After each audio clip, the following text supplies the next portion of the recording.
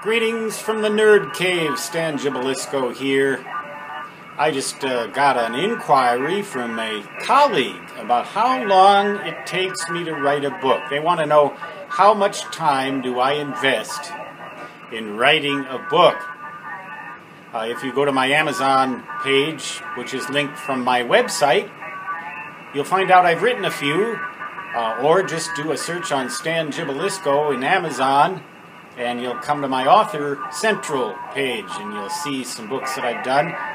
And here are a couple of recent ones. This one, which I composed entirely myself.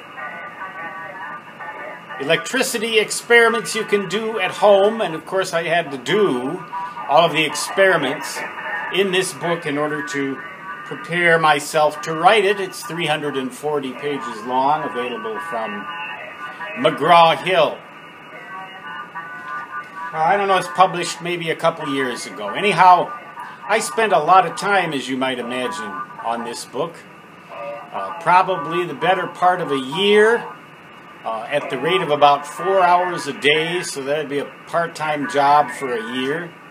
One of the interesting ways to think about writing a book, well, there are a couple of ways. One, if you write just one complete final page a day for a year, you'll have a 365-page book. But that's sort of a hardware approach to the whole situation. Sort of formalizes it into a set of activities, when it's really an awful lot more than that. There's a lot of daydreaming that goes into working on a book. That, you know, are you spending time actually working when you're daydreaming? Well, you might say yes, you might say no. It all varies depending upon the author. Then, of course, there's the editing of the first draft into the second, and the second into the third, and then the work that you have to do with the compositor and the publisher in order to prepare the thing for publication. So that was a pretty heavy-duty book. But whereas this one, for which I got all the credit, Beginner's Guide to Reading Schematics, 3rd edition, a much smaller book, but it was largely written by previous authors, and my job was to simply improve and update it, which I did my best to do, and that took a lot less time. And I might add, this book was a blast. I really like this stuff. I did redraw all of the illustrations in the book during that time. So this how much time do you spend writing a book?